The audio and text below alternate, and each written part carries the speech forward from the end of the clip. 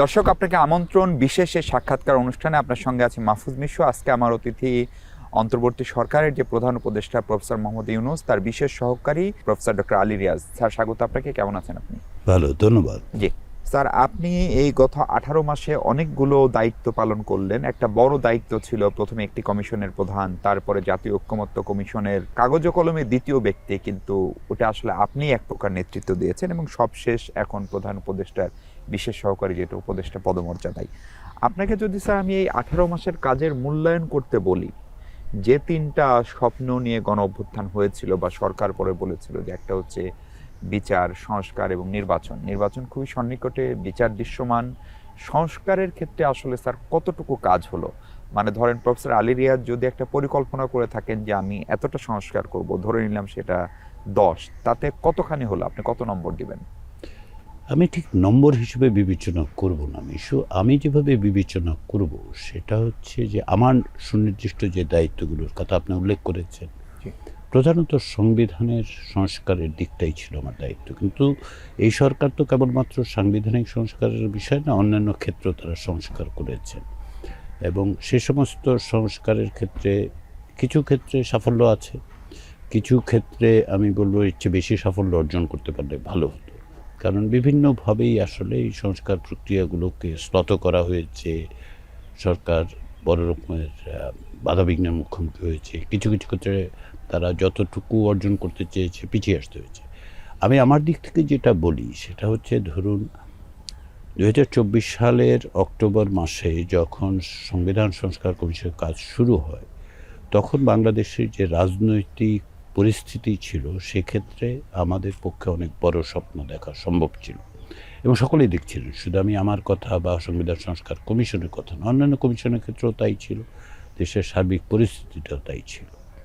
সেদিক থেকে আমরা একটা বড় ধরনের রাষ্ট্র সংস্কারের যে স্বপ্ন, সেই বিবেচনার থেকেই সংবিধান সংস্কার কমিশনের প্রতিবেদনটা তৈরি করি। এক্ষেত্রে আবার আমাদেরকে বাস্তববাদীও হতে হয়েছে যে সব কিছুই কি সম্ভব হবে? সব কি একবারে হয়? রাষ্ট্র সংস্কার বা সাংবিধানিক সংস্কারকে একদিনে এক দলিলে একভাবে হবে? হবে না।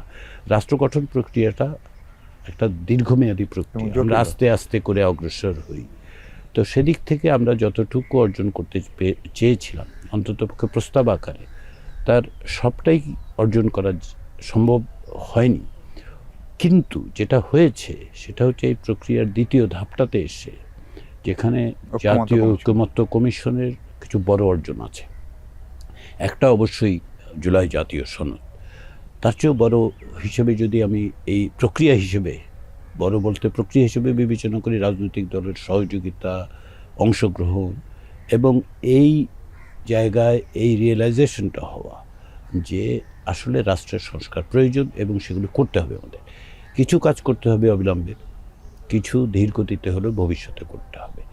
সেদিক থেকে আমি বলবো যে আমরা প্রত্যাশার সবটাই অর্জিত হলো না হয়তো, কিন্তু শুরু তো হলো, এবং সেই প্রত্যাশার জায়গাটা থেকে আমি মনে করি যে সাফল্য আছে, বড় রকমের সাফল্য। স্যার, এই সংস্কারের না হওয়ার ক্ষেত্রে আপনি বলছেন নানা ধরনের বাধা ছিল। আপনি প্রায় 8.5 মাস ধরে রাজনৈতিক দলগুলোর সঙ্গে কন্টিনিউয়াস বৈঠক।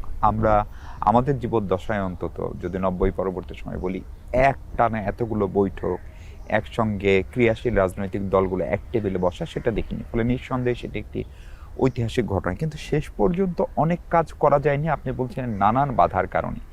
এই বাধাগুলোর স্টেক হোল্ডার কারা? মূলত কি রাজনৈতিক দলগুলো, নাকি বাংলাদেশের প্রশাসন, বিদ্যমান সিভিল প্রশাসন সংস্কারের ক্ষেত্রে একটা বড় বাধা দিয়েছে? এরকম কথা আমরা অনেককেই বলতে শুনি। বিশেষ করে প্রশাসনিক সংস্কারের জায়গায় খুব একটা কাজের কাজ হয়নি, পুলিশ সংস্কারের জায়গায় কাজ করা যায়নি। গণমাধ্যম এবং নারী বিষয়ক যে সংস্কার কমিশন ছিল, তাদের রিপোর্ট নিয়ে সরকারকে একেবারেই সিরিয়াস দেখিনি। বিশেষ করে নারী সংস্কার কমিশন নিয়ে একটা গোষ্ঠীর তীব্র আপত্তি ছিল। পরবর্তীতে সরকারকে পিছু হটতে হয়েছে। তাহলে মূল পেছনের নেপথ্যে আসলে কারা বাধা দিল? প্রশাসনিক সংস্কার সহ এমনকি অর্থনৈতিক ক্ষেত্রেও সংস্কার, কিংবা ধরুন আপনি নারী কমিশন, গণমাধ্যম কমিশন কথা যেগুলো বলছেন, সেগুলোর বাধার জায়গাটা একরকম, আর সাংবিধানিক যে সংস্কারের জায়গা সেগুলোর ক্ষেত্রে বাধার জায়গাগুলো কিন্তু অন্য জায়গায়। ফলে আমাদেরকে একটু পার্থক্য করতে হবে। আমি যেটা মনে করি যে, ধরুন এই যে বিচার বিভাগের ক্ষেত্রে ততটা নয় যতটা আপনি প্রশাসনিক, নির্বাহী পুলিশ বিভাগ। এবং অন্যান্য ক্ষেত্রে জনপ্রশাসন, গণমাধ্যমের ক্ষেত্রে। সেটা হচ্ছে যে যারা স্থিতাবস্থাটা রক্ষা করতে চান, এখন কারা স্থিতাবস্থা রক্ষা করতে চান? এক অর্থে হচ্ছে যারা প্রশাসনে যুক্ত, ওই অর্থে আপনি আমলাতন্ত্রের কথা বলতে পারবেন। এটা ব্যাপকভাবে আলোচিত হচ্ছে যে আমলাতন্ত্রের দিক থেকে একটা বাধা তৈরি হয়েছে। আরেকটা বাধা কিন্তু তৈরি হয়েছে আসলে যে যে শক্তিগুলো আপনার সংস্কারে, এই সমস্ত ক্ষেত্রে সংস্কারকে অগ্রসর করে নিয়ে যাওয়ার জন্য সক্রিয় থাকার কথা ছিল, তাদের সক্রিয়তার অভাব দেখেছি আমি। যে তাদের আরও সক্রিয় থাকার এটা কথা আপনি ছিল। রাজনৈতিক শক্তির কথা বলছেন। সামাজিক শক্তিও আছে, জি। সিভিল সোসাইটি আছে, সাংবাদিক ইউনিয়নগুলো আছে, ধরুন গণমাধ্যমের ক্ষেত্রে। হুম। গণমাধ্যমগুলোর ক্ষেত্রে সরকারের পক্ষ থেকে যে সমস্ত সুপারিশ বা ধরেন কমিশনের পক্ষ থেকে যেগুলি সুপারিশ, সরকারের এক ধরনের নিষ্ক্রিয়তা আমরা লক্ষ্য করলাম। তো ধরুন ইউনিয়নগুলো কি এই ব্যবস্থা নিতে পারতো যে আসলে তারা গণমাধ্যমের অভ্যন্তরীণভাবে যে সংকটগুলো 16 বছরের ছিল সেগুলো তারা চিহ্নিত করেছেন। আমি তো আশা করেছিলাম যে ইউনিয়নগুলো নিজের একটা কমিশন করবে, সাংবাদিক ইউনিয়নগুলো। সাংবাদিক ইউনিয়নরা করে দেখাবে যে খুঁজে বের করার চেষ্টা করবে কেন গণমাধ্যমের এই ভূমিকা 16 বছর ছিল। এটা কেবলমাত্র আপনার সরকারের নিয়োগকৃত কমিশন না, তাদের নিজেদের আত্মোপলব্ধি ইন্ডিপেন্ডেন্ট একটা করা উচিত ছিল। আমি মনে করি করলে তাতে চাপ তৈরি হতো। ফলে অন্যান্য ক্ষেত্রে যে সমস্ত প্রশাসনের সংস্কারের ক্ষেত্রে যে বাধা, সেটা অবশ্যই প্রশাসনের মধ্যে থেকে এসছে।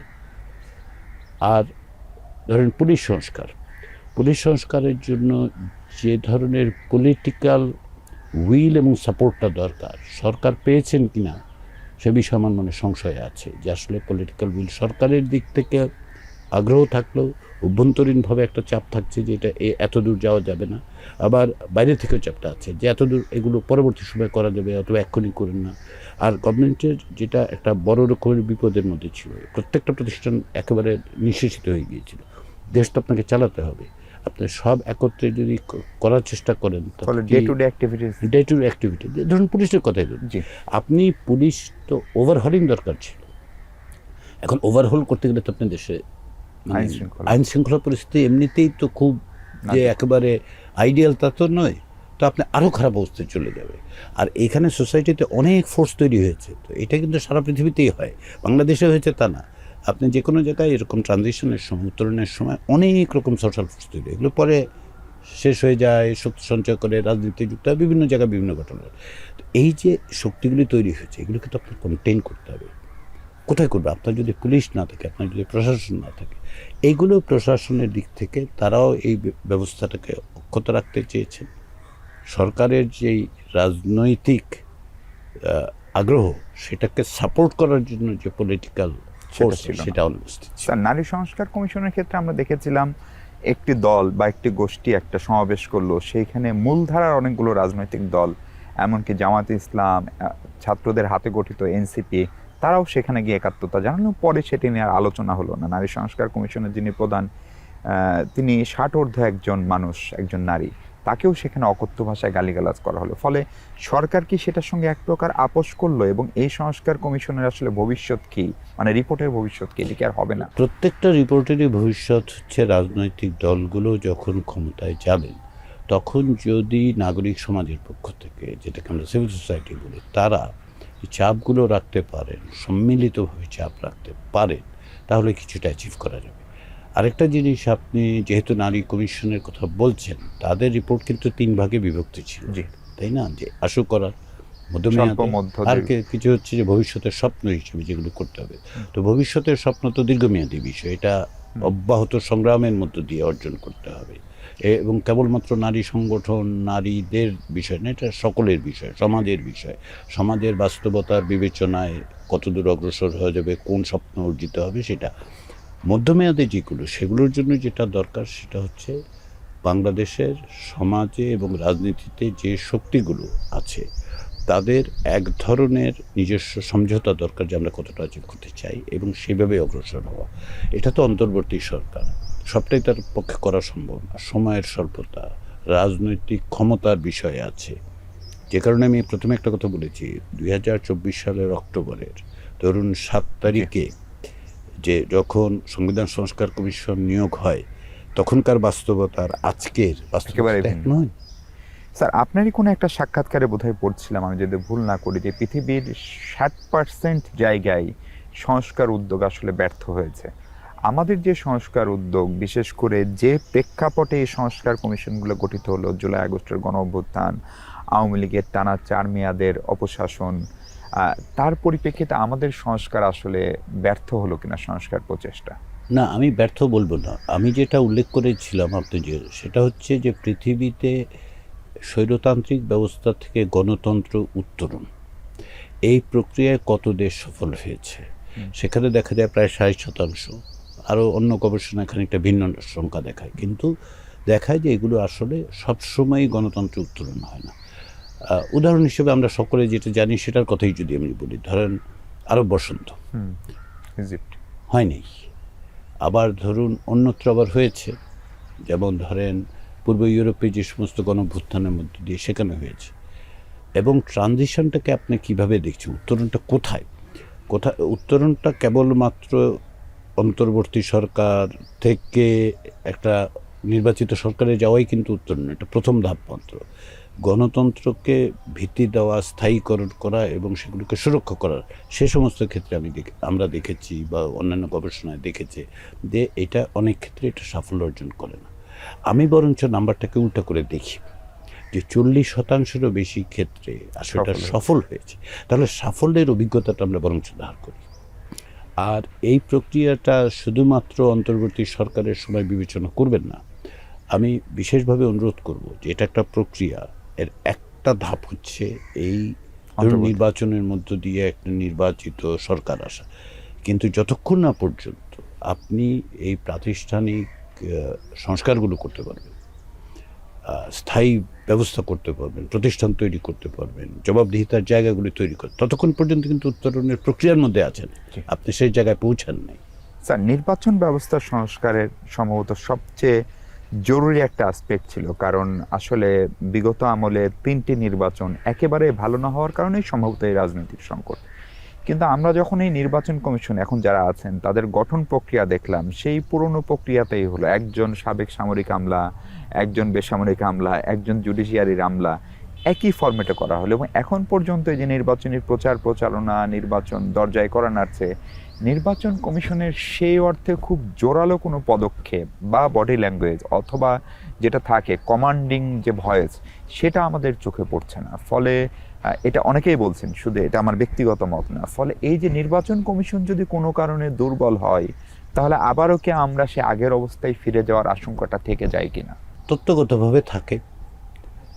এবং এইখানে চ্যালেঞ্জটা হয়ে দাঁড়ালো কি, আমরা আশা করেছিলাম, আমি তো তখন ধরেন এখন 13ই নভেম্বর থেকে আমার যে সংযুক্তি সরকারের সেটা ছিল না, সংস্কার কমিশনগুলোর পক্ষ থেকে আশা করা হয়েছিল সংস্কারের এই কাজগুলো মধ্য দিয়ে যতদূর সম্ভব ওই সংস্কার করেই আসলে নির্বাচন কমিশন তৈরি হবে। সরকারের পক্ষ থেকে যে কোনো কারণে হোক সেই জায়গায় যাওয়া হয়নি। এর একটা কারণ আমি বুঝতে পারি, সেটা হচ্ছে রাজনৈতিক দলগুলো দ্রুত নির্বাচনের দিকে যেতে বলেছিল। তো যদি সরকার এই সংস্কারের মধ্যে যেত, তাহলে হয়তো এই ভুল বোঝাবুঝি তৈরি হতে পারত যে নির্বাচন পিটানোর চেষ্টা হচ্ছে। এইটা মোকাবেলা করার চেষ্টা করা হয়েছে আর কি। ফলে কাঠামোর দিক থেকে থাকলেও পুরনো কাঠামো হলে যেই সমস্যাটা থাকে সেই সমস্যাগুলো, আশঙ্কাগুলো থেকে যাচ্ছে। তো একটা রাজনৈতিক বাস্তবতা আছে, সেটাকে আপনাকে বিবেচনা নিতে হবে। 3টা নির্বাচন যে হয়নি তার একটা অন্যতম কারণ হচ্ছে এই যে কাঠামোগতভাবে এগুলো জবাবদিহিতার বাইরে ছিল এবং এক ব্যক্তির হস্তগত নিয়ন্ত্রণে ছিল। এখন তো এক ব্যক্তির হস্তগত নাই, তাহলে এটা একটা সম্ভাবনা তৈরি করে। আর খুব ডিসাইসিভলি, খুব মানে ধরেন অ্যাগ্রেসিভলি যদি ইলেকশন কমিশন নিজেকে প্রেজেন্ট করে, সেটার আবার পলিটিক্যাল কনসিকুয়েন্স হতে পারে কিনা সেটাও বিবেচনা করতে হবে। আমি আশা করি যে এখন পর্যন্ত আমরা যখন কথা বলছি, শেষ ভালো যার মানে সব ভালো, তো শেষ ভালো হচ্ছে নির্বাচনটা করা। আর নির্বাচন এককভাবে নির্বাচন তো ইডিসি করতে পারবে না। রাজনৈতিক দলগুলো যদি সহযোগিতা না করে, তারাই যদি নিয়ন্ত্রণ না করে, তাহলে তো এটা এককভাবে নির্বাচন কমিশন পারবে এরকম মনে করি। তারপরেও আপনাদের এই সমালোচনা, অনেকের সমালোচনার সাথে আমি অনেকাংশে একমত হই যে আরও ভালো নির্বাচন কমিশন, আরও ধরেন ডিসাইসিভ নির্বাচন কমিশন তৈরি করা গেলে নির্বাচনের ব্যাপারে আস্থাটা আরেকটু বেশি তৈরি হতো। জি স্যার, এই 12ই ফেব্রুয়ারির যে নির্বাচন, সেই নির্বাচন নিয়ে আমরা রাজনৈতিক দলগুলোর ব্যাপক প্রচার প্রচারণা দেখছি, গণমাধ্যমে সেটি আলোচনায় আছে, কিন্তু বাংলাদেশে নির্বাচন ব্যবস্থা নিয়ে আপনার আগেরও অনেক কাজ আছে। আপনি যদি 91, 96, 2001, 2008 এই 4টা নির্বাচনের কথাও ধরেন, তাহলে নির্বাচনের ঠিক 8 দিন 10 দিন আগে যে ফেস্টিভ মুডটা থাকতো, কোনো কারণে অনেকেই মনে করছে এবার সেই মুডটা অনুপস্থিত। আপনি এটার সাথে খানিকটা একমত কিনা?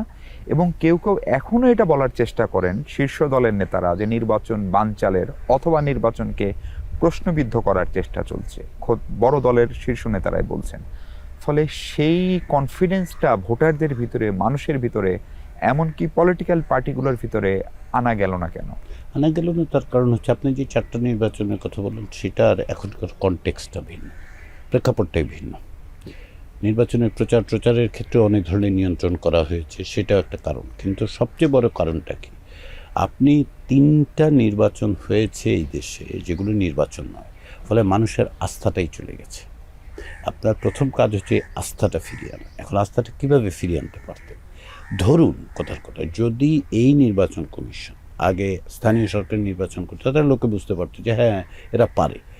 আনটেস্টেড তো 3টা নির্বাচন হয়েছে, ইসি চেয়েছে কিনা সেটা অন্য প্রশ্ন, আমি মনে করি চাই নাই, একভাবে নির্বাচন করেছে। আপনি ভিন্ন নির্বাচন করতে চাচ্ছেন এবং একটা আনটেস্টেড বডি দিয়ে, তাই তো? এইটা মানে সরাসরি ফাইনাল পরীক্ষা। হ্যাঁ একদম, আপনার কথাটা যথার্থ। আমি বলতে পারলে খুশি হতাম যে এটাই দাঁড়িয়েছে। মানে আর দ্বিতীয় বিষয় যেটা হচ্ছে যে এটা তো একটা ট্রানজিশন পিরিয়ড, তো পৃথিবীর বহু জায়গায় ট্রানজিশন পিরিয়ডে এটা ডিটেইলড হয়েছে। সেই আশঙ্কাটা কি থাকে? বাংলাদেশের ক্ষেত্রে কি থাকে? আপনি শুধু থিওরিটিক্যাল না, আপনি যদি চারদিকে তাকান, পলিটিক্যাল ফোর্সগুলোকে দেখেন, রাজনৈতিক দলগুলো আস্থা পাচ্ছে না কেউ যে বোধ হয় কেউ একটা পণ্ড করে দেবে। কারণ কেউ পণ্ড করলে তার হয়তো সুবিধা হবে, আমরা তো জানি না। একটা বড় শক্তি কাজ করছে, সেটা হচ্ছে প্রতিবেশী ভারত। তারা কি আসলেই এখানে একটা নির্বাচন, সুষ্ঠু অবাধ নির্বাচন দেখতে চায় নাকি চায় না? তাদের কিছু প্রভাব তো আছে। তদুপরি রাজনৈতিক দল বলে পরিচিত আওয়ামী লীগ, যাদের ভূমিকা আসলে সন্ত্রাসী সংগঠনে পরিণত হয়েছিল 2024 সালে, তার যেই প্রধান ভারতে আশ্রয় নিয়ে প্রতিদিন উত্তেজনা সৃষ্টি করছেন, তাদের কিছু সমর্থক তো আছে। তারা আপনি অস্থিতিশীলতা তৈরির বহুবিধ চেষ্টা তো করে ফেলেছে, ইতিমধ্যে করেছে না? তো তারাও আছে। এই যে এই বাস্তবতাগুলো যদি আপনি নেন, একত্রে করেন, তখন মনে হবে যে হ্যাঁ কিছু আশঙ্কার জায়গা তো থাকে, হতেও তো পারে। কারণ আমরা তো একটা ফুল প্রুফ জায়গায় যাইনি। স্যার, আপনি আমার মনে আছে আগের নির্বাচনগুলো নিয়ে বই লিখেছেন, কাজ করেছেন। ধরেন 2014 বা 18 নির্বাচন বা 24-এর নির্বাচনের প্রধানতম যে অভিযোগ ছিল যে নির্বাচনটা অংশগ্রহণমূলক হয়নি, মানে সব রাজনৈতিক দল, বিশেষ করে মূলধারার রাজনৈতিক দলগুলো অংশ নেয়নি, অর্থাৎ বিএনপি, জামাত অংশ নিতে পারেনি। এই যে নির্বাচন হচ্ছে, সেখানেও ধরেন জাতীয় পার্টি, আওয়ামী লীগ, বাসদ, জাসদ তারা অংশ নিতে পারছে না। প্রেক্ষাপট ভিন্ন, তাদের বিরুদ্ধে মামলা আছে, তাদের রাজনৈতিক কর্মকাণ্ড নিষিদ্ধ করা হয়েছে। ফলে এই নির্বাচন নিয়ে অদূর ভবিষ্যতেও যদি কোনো প্রশ্ন উঠে, সেই দায় খানিকটা আপনার ঘাড়েও চাপবে কিনা, বা এই অন্তর্বর্তী সরকারের ঘাড়েও চাপতে পারে কিনা? না, পারে না দুটো কারণে। আপনি আওয়ামী লীগ ছাড়া আরও কয়েকটা রাজনৈতিক দলের নাম করলেন, তো তাদের কার্যক্রম তো নিষিদ্ধ না, তো তারা নির্বাচনে অংশ নিচ্ছেন না কেন?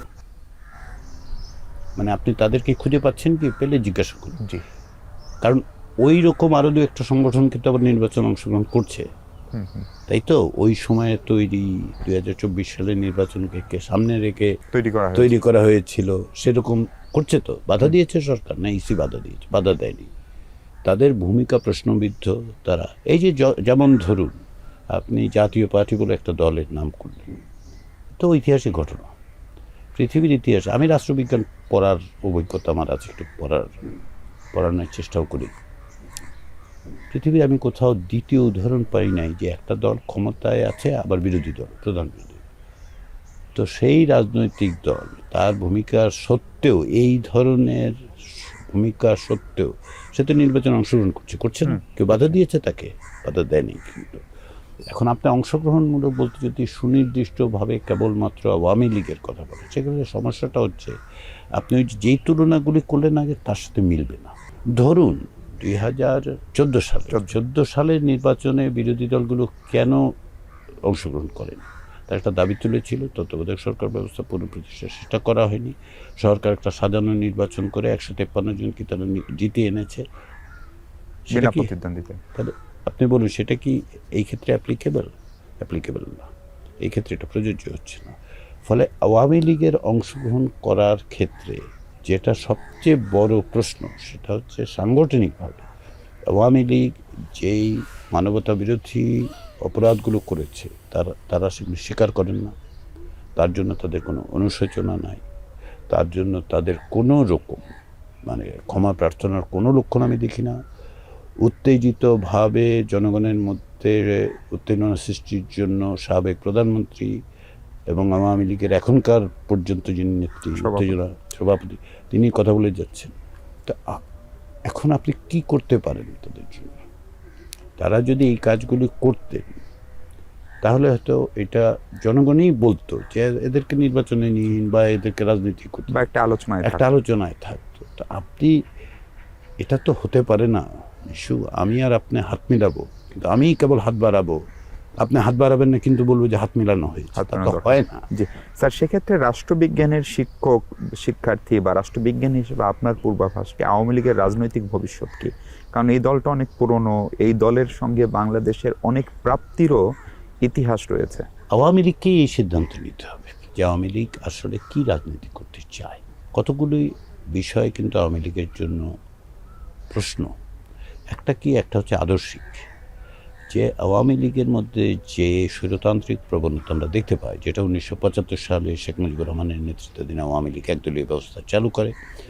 পরবর্তী সময় ওই একই সংগঠন 2009 সালের পরে এসে কার্যত একদলীয় ব্যবস্থা চালু করে। তার কোথাও আদর্শিক একটা সমস্যা কিন্তু আছে এই দলের, তাই না? এটা কি তারা মোকাবেলা করতে চান? এটা মোকাবেলা না করে তাদের পক্ষে রাজনীতিতে ফিরে আসার দরজাগুলো খুব ক্ষীণ। আর সাংগঠনিক তো কিছু বিষয় আছে, এক পরিবারের হাতে নেতৃত্ব থাকা, তারপরে ধরেন সাংগঠনিকভাবে তাদেরকে তো এই দায়িত্ব নিতে হবে। আমরা তো আমাদের চোখের সামনে 2009 থেকে 24 পর্যন্ত রাষ্ট্র ব্যবহার করে যে খুন ইত্যাদি সেগুলো তো আছে। সর্বোপরি 2024 সালে প্রত্যক্ষভাবে সাংগঠনিক নির্দেশ দিয়ে সাধারণ সম্পাদকের নির্দেশ হত্যাকাণ্ডের ঘটনা তো ঘটেছে। জি স্যার, আমরা এবার একটু রেফারেন্ডাম বা গণভোট নিয়ে কথা বলতে চাই। গণভোট নিয়ে ঐক্যমত্য কমিশনে একটা রাজনৈতিক ঐক্যমত হয়েছিল, সেটা আমরা সবাই জানি এবং সেটা পাবলিক ডকুমেন্ট। কিন্তু তারপরে যখন শিডিউল হলো, আমরা দেখলাম যে বেশিরভাগ প্রার্থীর কথা বলছে, দল না বলে, যে তারা তার নিজের প্রতীক বা নিজের ব্যক্তির জন্য ভোট চাওয়ার যে আগ্রহ, বিপরীতে গণভোটের ব্যাপারে তাদের আগ্রহ একেবারেই নাই। বিশেষ করে যদি বলি বিএনপি, জনাব তারেক রহমান বগুড়ার জনসভা ছাড়া আর কোথাও প্রকাশ্যে, রংপুরে, তার আগে পরে এটা নিয়ে নানান সমালোচনা হয়েছে, বিএনপি পর্যন্ত প্রকাশ্যে অবস্থান নেয়নি।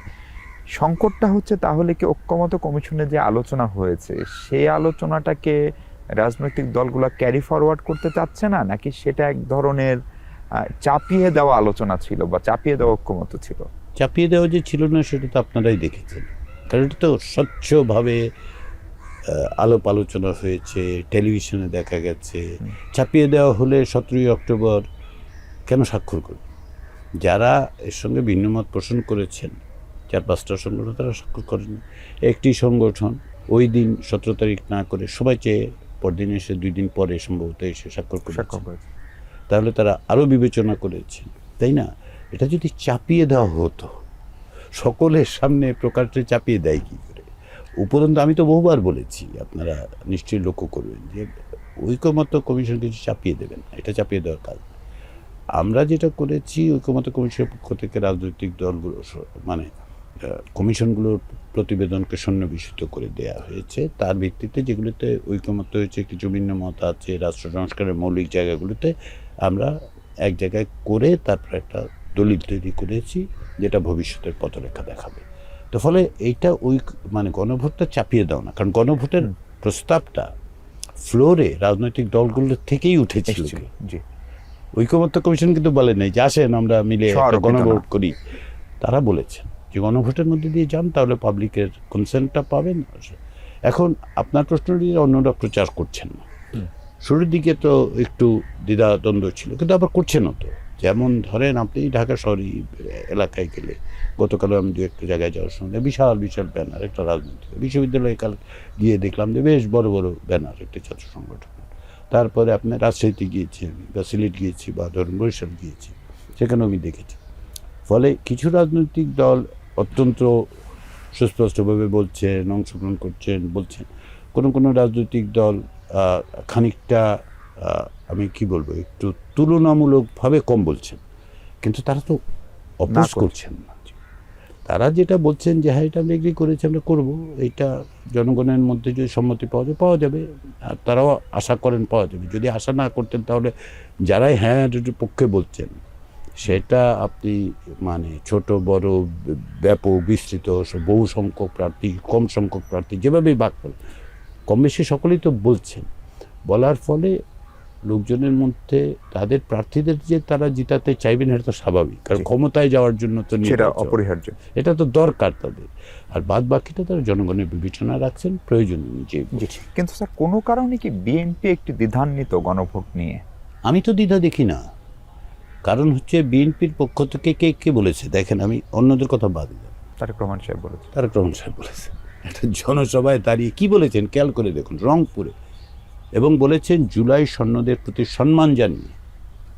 তার মানে উনি রেকগনাইজ করছেন, এন্ডোর্স করছেন জুলাই সৈন্যকে, কারণ তারা তো করেছেন, তারা তো এই প্রক্রিয়ার মধ্যেই ছিলেন, প্রথম দিন থেকে ছিলেন, আন্তরিকভাবে ছিলেন।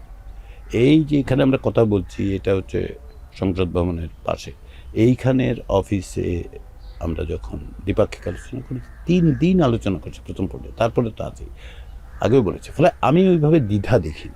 নজরুল ইসলাম খান বলেছেন, মির্জা ফখরুল সাহেব বলেছেন, তারেক রহমান সাহেবের যেই স্পোক্সপারসন মাহাদি আমিন একাধিকবার বলে। আপনার দ্বিধার কথা কে বলছে?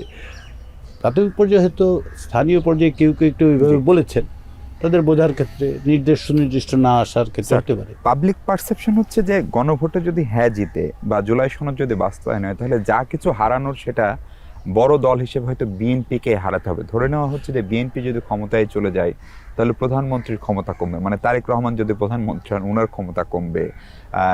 সাংবিধানিক প্রতিষ্ঠানগুলোতে নিয়োগে আগে যে রাজনৈতিক কালচার ছিল বড় দলগুলো, যে তাদের মনোনীতরা পিএসসির চেয়ারম্যান হতেন, দুদকের চেয়ারম্যান হতেন, সেটা হওয়া বন্ধ হবে। সংসদে ডেপুটি স্পিকার বা সংসদীয় কমিটিগুলোতে অন্যদের প্রাধান্য বাড়বে। ফলে এইটা যদি বিএনপির একটা অংশ মনে করে যে এই গণভোটটা হচ্ছে আসলে বড় রাজনৈতিক দল হিসেবে তাদের ক্ষমতা কমানোর একটা উদ্যোগ, হুইচ ইজ ট্রু, ডেফিনেটলি যে কোনো দলের জন্যই সত্য, তাহলে সেটা কি খুব ভুল বুঝছে? তারা ভুল বুঝছে এক অর্থে। এটা কোনো রাজনৈতিক দলকে সামনে রেখে বিবেচনা করে করা হয়নি। আর 2 নম্বর বিষয় হচ্ছে, আমি বিএনপির ক্ষেত্রে যদি বলি, আর কি, বিএনপি তো আরও আগে 31 দফা সংস্কারের কথা বলেছে, বলেনি? সেখানে তো অনেক বিষয়, যেমন দ্বিকক্ষ বিষ্টপর, এটা বিএনপির 31 দফা ছিল, কিন্তু এটা নতুন কিছু না। প্রধানমন্ত্রীর ক্ষমতা কমানো ছিল, প্রধানমন্ত্রীর ক্ষমতা ভারসাম্য তৈরি করা, সংবিধানের বিশেষ পরিবর্তন, সংবিধান সংস্কারের জন্য কমিশন করা, এটা। ফলে এটা ভুল বোঝার জায়গা আছে। ভুল বোঝাটা হচ্ছে কোনো দলকে বা কোনো ব্যক্তিকে তার ক্ষমতা কমানো না। আর আপনার ভাবতে হবে তো দীর্ঘমেয়াদে ভেবে দেখুন যে এটা তো সকলের জন্যই প্রযোজ্য হবে। শুধু বড় দল হিসেবে এই দল বা ওই দল এভাবে বিবেচনা না করাটা শ্রেয়। কারণ আপনি প্রাতিষ্ঠানিক এই যে প্রতিষ্ঠানগুলি যদি শক্তিশালী হয়, তাহলে যারা যেখানেই থাকে নাগরিক হিসেবে সেই প্রোটেকশনটা পাবেন। ডক্টর আলী রিয়াজ, সেক্ষেত্রে গণভোটের যে প্রশ্ন, 4টি প্রশ্ন, আমরা আগেও গণভোট দেখেছি, সবশেষে 91 আমাদের স্মরণে যতটুকু আছে, সচরাচর সিম্পল একটা প্রশ্ন থাকতো, মানুষ সেটা ভোট দিত। এইবারের এটা একটা বড় সমালোচনা যে এই প্রশ্নটা যারা করলেন, 4টি প্রশ্ন, এবং 4টিতে আমাকে হ্যাঁ বলার একটা, যদি হ্যাঁ বলতে চাই হ্যাঁ বলার বাধ্যবাধকতা, অথবা কেউ যদি না বলতে চাই না বলার বাধ্যবাধকতা, এইটা একটা অহেতুক জটিলতা তৈরি করলো কিনা, মানে প্রশ্নগুলোকে আরেকটু সহজীকরণ করার নিশ্চিতভাবে সুযোগ ছিল কিনা? প্রথম কথা হচ্ছে 4টা প্রশ্ন নাই, কিন্তু প্রশ্ন একটা, 4টা বিষয়। যেহেতু একটা প্রশ্নের 4টা অংশ, 4টা অংশ, একটা ডকুমেন্ট তৈরি হয়েছে, সেই ডকুমেন্টের কতগুলো বিষয়, সেটা হচ্ছে জুলাই জাতীয় সনদ। তার ভিত্তিতে কিছু বিষয় সকলে একমত হয়েছে, কিছু ভিন্ন মত আছে, কিছু সিগনিফিক্যান্ট প্রশ্নে, গুরুত্বপূর্ণ প্রশ্নে ভিন্ন মত আছে। উচ্চকক্ষ এবং প্রপোর্শনাল রিপ্রেজেন্টেশন, সংখ্যানুপাত, ওইটা আলাদা করে প্রশ্ন করা হচ্ছে। প্রশ্ন করা হচ্ছে কেন? আলাদা করে জিজ্ঞাসা করা হচ্ছে না যে আপনি এটা সমর্থন করেন, বলা হচ্ছে যে আপনি যদি হ্যাঁ বলেন তাহলে এই এই ঘটনাগুলি ঘটবে, এটা জেনেই আপনি বলুন। আর ওই প্রশ্ন 4টা প্রশ্ন, আমি তো 4টা প্রশ্ন দেখি না, আমি দেখি একটা প্রশ্ন হ্যাঁ অথবা না, এগুলো আছে, আপনি হ্যাঁ বলুন অথবা না বলুন। আসলে খুব সহজ প্রশ্ন, কিন্তু প্রশ্নটা হচ্ছে বিদ্যমান ব্যবস্থা অব্যাহত রাখতে চান কি চান না? যদি চান তাহলে হ্যাঁ না বলুন। বলুন, আর যদি পরিবর্তন চান তাহলে হ্যাঁ বলুন। হ্যাঁ বললে পরিবর্তন হবে, না বললে স্থিতাবস্থা থাকবে। এই পরিবর্তনগুলো হবে না।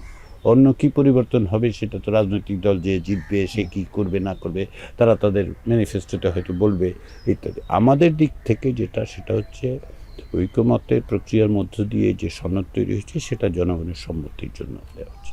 আচ্ছা, এখন আপনি বললেন যে সব দেশে তো এরকম একটা প্রশ্ন খুব সহজ হয়। ধরুন একটা আমাদের দেশে, দেশে হয়েছে স্যার। হ্যাঁ আমাদের দেশে হয়েছে, কারণ বাকিটা ব্যাখ্যা করা হয়নি। 1991 সালে যখন বাংলাদেশ রাষ্ট্রপতি শাসিত ব্যবস্থা থেকে সংসদীয় ব্যবস্থায় গেল, প্রশ্নটা কি ছিল? প্রশ্নটা আপনি হচ্ছে এই ব্যবস্থায় যেতে চান চান কি? তো ওই ব্যবস্থায় যাওয়ার অর্থ কি এক লাইন? সংবিধানের কতগুলি ধারা পরিবর্তন করতে হয়েছে, কতগুলি অনুচ্ছেদ পরিবর্তন করতে হয়েছে বলুন? সব বলা হয়নি জনগণকে যে আপনি যদি সংসদীয় ব্যবস্থায় যেতে চান তাহলে 48(3)-এ এই পরিবর্তন করা হবে। হ্যাঁ, তো এরকম আমি আরও অনেকগুলো বলতে পারি, আমি বলছি না। আমার কথাটা হচ্ছে যে কোনোটাতেই এরকম একটা প্রশ্ন করার অর্থ এই নয় যে কেবলমাত্র ওই একটাই বিষয়ে, একটা বিষয়ের মধ্যে অনেক কিছু থাকে। তুরস্কে 18টা প্রশ্ন নিয়ে নির্বাচন, গণভোট হয়েছে। কি গণভোট? গণভোটে বলা হয়েছে 1, 2, 18টা বিষয় দেওয়া হয়েছে, দিয়ে বলা হয়েছে এই ঘটবে, আপনি হ্যাঁ অথবা না বলুন।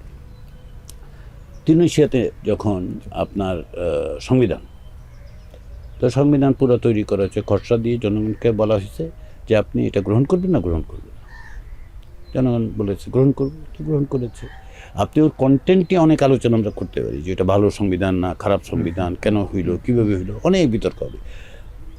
কেনিয়া বিভিন্ন প্রক্রিয়ার স্যার, আপনি অনেক উদাহরণ দিন। তার মানে বুঝে শুনে এই প্রশ্নগুলো আসলে করা হয়েছে, প্রশ্নগুলো নয়, মানে প্রশ্নটা, প্রশ্নটির যে 4টি অংশ সেটি বুঝে এটা শুনে ব্যাখ্যা করার রাখা চেষ্টা হয়েছে হয়েছে জনগণকে যাতে বোঝানো। জনগণ অ্যাটলিস্ট এতটুকু বুঝেই করে যে প্রাতিষ্ঠানিক কিন্তু স্যার পরিবর্তন ধরেন হবে। যেটা করা হলো সেইটা আমার দেশের যে জনগণ, তৃণমূলের যে মানুষ, তাদের কাছে কতখানি পৌঁছানো গেল? সেক্ষেত্রে সরকারের তথ্য মন্ত্রণালয় বলি, আপনি পরে নিজে খানিকটা মুভমেন্ট করলেন, বাংলাদেশ টেলিভিশন বলি, বেতার বলি, বেসরকারি টেলিভিশনগুলি বলি, সেগুলো দিয়ে প্রপারলি মানুষকে অ্যাওয়্যার করা গেল কিনা? অথবা এই এই এই গণভোট যে হবে এটা তো পুরনো আলোচনা, ঐক্যমত হয়তো 7 মাস আগে হয়েছে, কিন্তু ঘটনা তো আগে থেকে জানি, সেটা আমরা কেন করতে পারলাম না? না, গণভোট যে হবে এইটা আপনি যে নিশ্চিত করে অনেক আগের বললেন, আমি ঠিক নিশ্চিত না যে হবে এই ব্যাপারে রাজনৈতিক দলগুলো একমত হবেন। সেটা হওয়ার পরেও একটা প্রক্রিয়ার প্রশ্ন ছিল। এটা ধরেন কার্যত অক্টোবর 2025-এ এসে আমরা রাজনৈতিক দলগুলো একমত হলেন যে একটা গণভোট হবে। তারপরে নভেম্বর মাসে আদেশটা দেওয়া হলো, 13ই নভেম্বর। এই আদেশ তৈরি করার ক্ষেত্রে গণভোট অধ্যাদেশ তৈরি করার প্রক্রিয়াটার মধ্যে দিয়ে গেলাম। তারপরে যেটা হলো সেটা হচ্ছে যে রাজনৈতিক দলগুলোকে আবার অবহিত করা যে এই জায়গায়, এবং তাদের কিছু আপত্তি হয়তো কেউ কেউ তুলেওছিলেন যে কেন আদেশ, কেন অধ্যাদেশ ইত্যাদি। সেগুলো আসলে একটু সময় নিয়ে বিবেচনা করতে হয়েছে। যে তারপরে প্রচারটা শুরু হয়েছে। আর প্রচারের তো যথেষ্ট বলে কিছু নাই, কারণ আরও বেশি করতে পারলে আরও ভালো হতো। প্রত্যেকটা লোক, 13 কোটি ভোটারের প্রত্যেককে যদি জুলাই সনদ দিয়ে বসে আলাপ আলোচনা করে বুঝিয়ে বলা যেত তাহলে খুব ভালো হতো, কিন্তু সেটা সম্ভব নয়।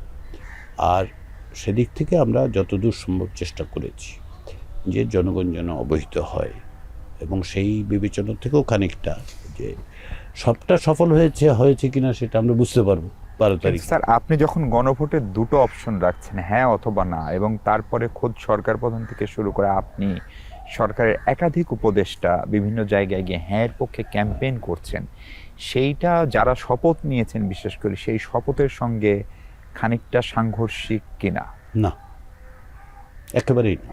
কেন না? কারণ না, আপনি কারণ বলেছেন হচ্ছে যে যে এই আপনি সরকারকে আপনি বিবেচনা করছেন যেন 2024 সালে জুলাই অভ্যুত্থান হয়নি, যেন এই সরকারের কোনো ম্যান্ডেট ছিল না সংস্কারের, যেন এই সরকার কমিশনগুলো নিয়োগ দেয় নাই, যেন জাতীয় ঐকমত্য কমিশন বলে কিছু আসলে ছিল না, যেন 9 মাস ধরে রাজনৈতিক দলগুলোর সাথে আলোচনা হয়নি, অকস্মাৎ একটা। আপনারা পুরনো ইসের সাথে তুলনা করেন তো তো ধরুন আগে যেটা দুটো সামরিক শাসনের আওতায় যে সমস্ত হয়েছে, কারোর সাথে আলাপ করে হয়েছিল না, সরকার সিদ্ধান্ত নিয়ে বলছে আপনারা হয় বলেন অথবা না বলেন। এই ক্ষেত্রে অন্তর্বর্তী সরকার সংস্কার করার জন্য অঙ্গীকারাবদ্ধ এবং তাদের ম্যান্ডেটটা তাই, সেই ম্যান্ডেটের জোরে সেই ম্যান্ডেট বাস্তবায়নের জন্য একটা প্রক্রিয়া শুরু করার পরে তার মধ্য দিয়ে যা অর্জিত হয়েছে জুলাই জাতীয় সনদ, এখন সরকার বলবে এখন আপনারা সবাই করে টরে দিয়েছেন, এখন যা হবে হবে। এইটা কি বাস্তবোচিত কথা না নৈতিক দিক থেকে ঠিক হওয়ার কথা? কিন্তু স্যার এই সরকারের উপদেষ্টা তো আমাদের যে বিদ্যমান সংবিধান তার আলোকেই শপথ নিয়েছেন। ফলে যেহেতু একটা বিপ্লবী সরকার এটা না, এটা অনেকের যুক্তি এবং আইনের বড় বড় শিক্ষকদের যুক্তি, ফলে সরকারের উপদেষ্টারা এটা করতে পারেন না। তারা বলছেন এটাও নৈতিকতার সঙ্গে সাংঘর্ষিক। না, কারণ হচ্ছে কি জানেন, এই আলোচনা যদি আপনি করতে চান আমাদের অন্য আলোচনা 106 অনুচ্ছেদ জি, অ্যাডভাইস বাধ্যতামূলক নয়। ফলে ওই 106-এর কারণেই এই সরকার প্রতিষ্ঠিত হয়েছে যারা বলছেন, আমি তাদের সাথে ভিন্ন মত পোষণ করি।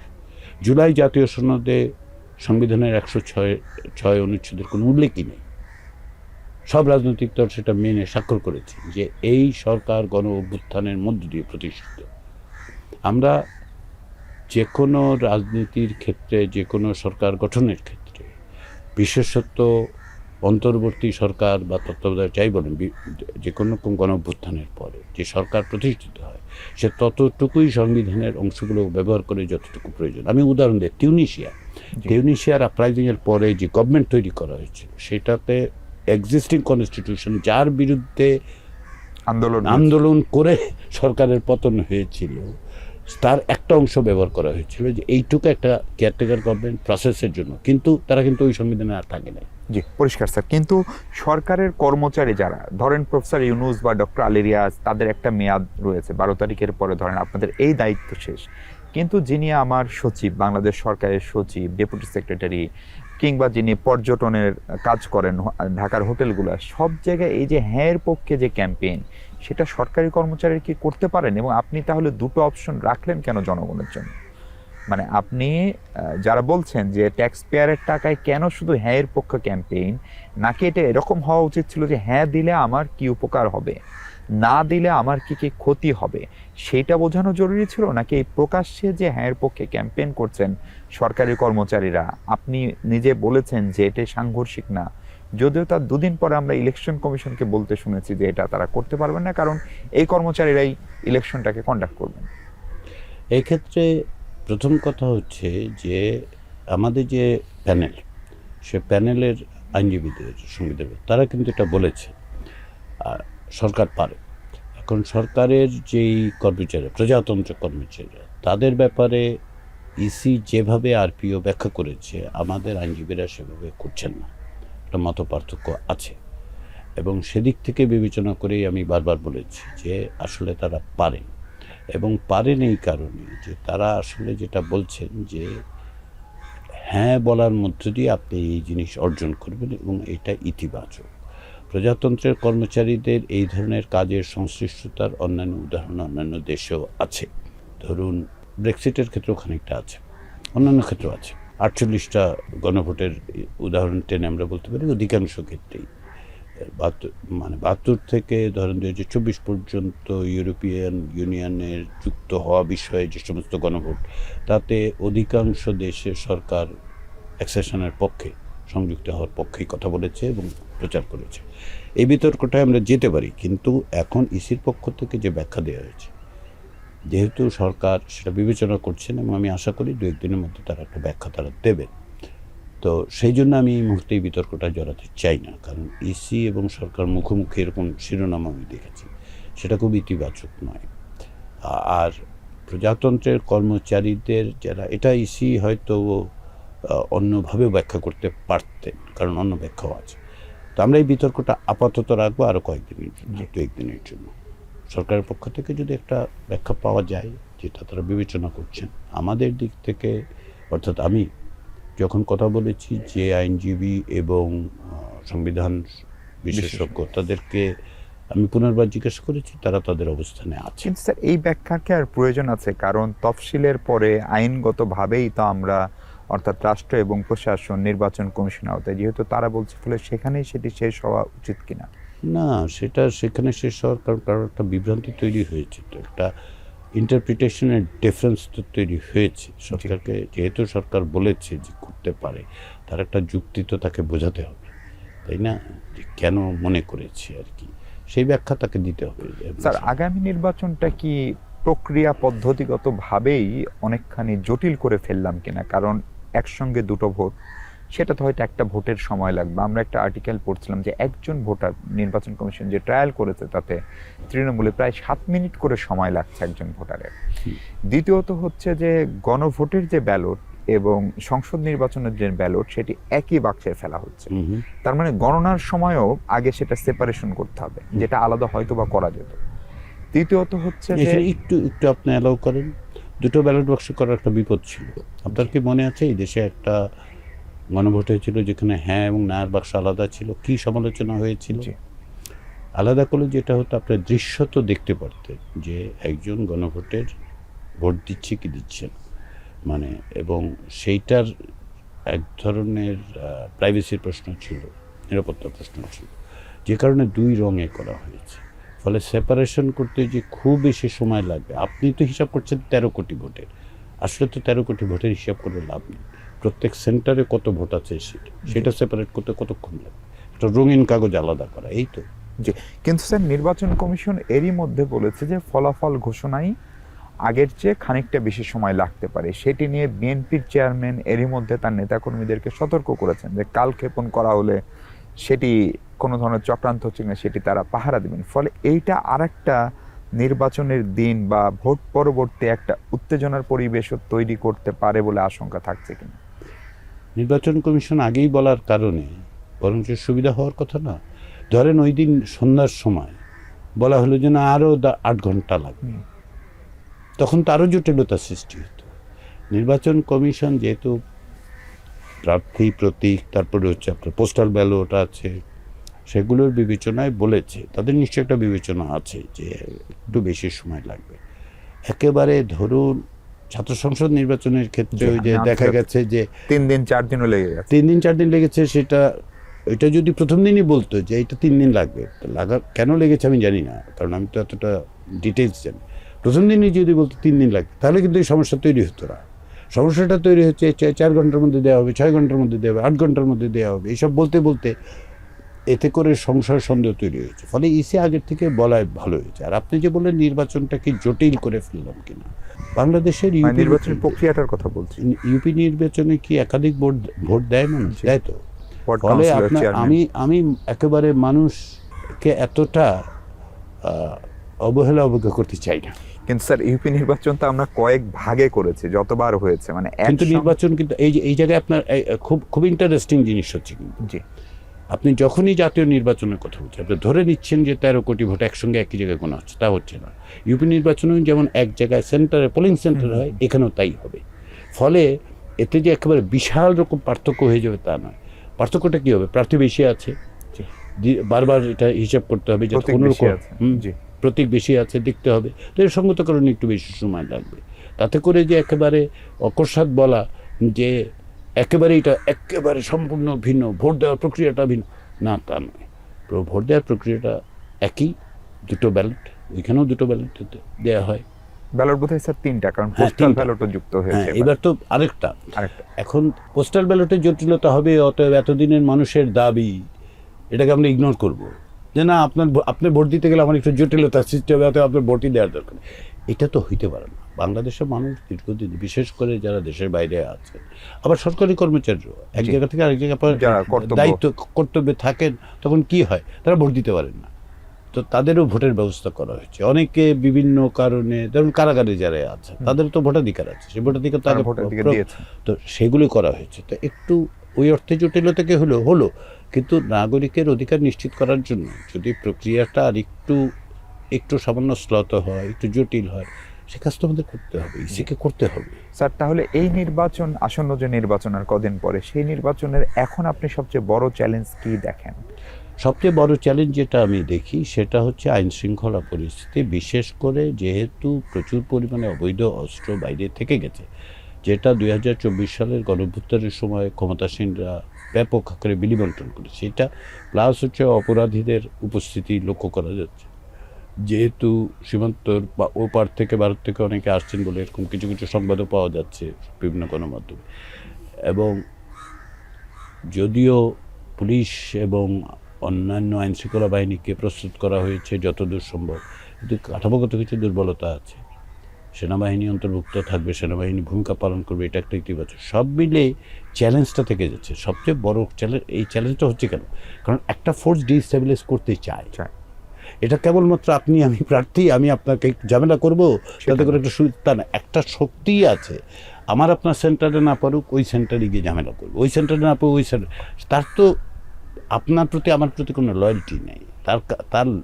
তার মোকাবেলার পর্যাপ্ত প্রস্তুতি আমি আশা করি। আমি যেহেতু নিরাপত্তার প্রত্যেকটা খুঁটিনাটি বিষয়টা আমি অবহিত নই, আর সবটা আবার অবহিত হওয়ারও বিপদ আছে। সেটা হচ্ছে সকলে জানলে তো আমি যদি সবটাই জানি যে আপনার প্রস্তুতি এইরকম, তাহলে আমি আপনার দুর্বলতা চিহ্নিত করতে পারছি। স্যার, ভোটের কাস্টিং নিয়ে আপনার প্রত্যাশা কি? আমাদের দেশে ভোট একটা উৎসবের মতো, মানে ঈদ বা পূজায় যেরকম মানুষ সেজে গুজে নতুন কাপড় পরে যায়, এবং আমাদের ভোটের কাস্টিং রেট যদি আমরা হিসাব করি 91, হয়তো 60-এর কম ছিল, কিন্তু তারপরের প্রত্যেকটা ভালো ভোট বলতে আমরা যা বুঝি অনেক কাস্টিং 70%-এর উপরে, 80%-এর কাছাকাছি বা বেশি। এবারের প্রত্যাশাটা কি? কারণ একটা জেনারেশন ভোট দিতেই পারেনি। 91-65% মতো হয়েছিল কেন? আপনি কি এটা ব্যাখ্যা করতে পারেন? আমি পারি। আমার একটা ব্যাখ্যা, সেটা হচ্ছে দীর্ঘদিন বাংলাদেশের ওইভাবে সুষ্ঠু অবাধ নির্বাচন হতো বলে কেউ মনে করতো না। ফলে যখন গেছে, কিন্তু পরে যখন আস্থাটা তৈরি হয়ে গেল 91, দেখেন 96 আরও বেশি, 2001 সালে আরও বেশি, আবার 2006 সালে এসে 2008 সালে এসে আবার আরও বেশি। তাহলে আস্থাটা অর্জন করতে হবে। আস্থাটা আমি বলে, আপনি বলে, ইসি বলে, অধ্যাপক মোহাম্মদ ইউনূস বলে, হ্যাঁ, কেবল বললে হবে না, আমরা আস্থাটার কথা বলতে পারি। তো সেই জায়গায় আপনি যদি 91-এর অভিজ্ঞতাটা ব্যবহার করেন তাহলে একটা ইঙ্গিত পাবেন। তার মানে কাস্টিং একটু কম হতে পারে কারণ অনেক দিন পরে ভোট বলে। জি স্যার, আপনার জন্য আমার শেষ প্রশ্ন হচ্ছে যে সরকারের মেয়াদ শেষ, আপনি যখন ঐক্যমত্য কমিশনে ছিলেন, তারপরে আপনি আবার আপনার কাজে ফিরে গেলেন, আবার এসে আরেকটা দায়িত্ব নিলেন।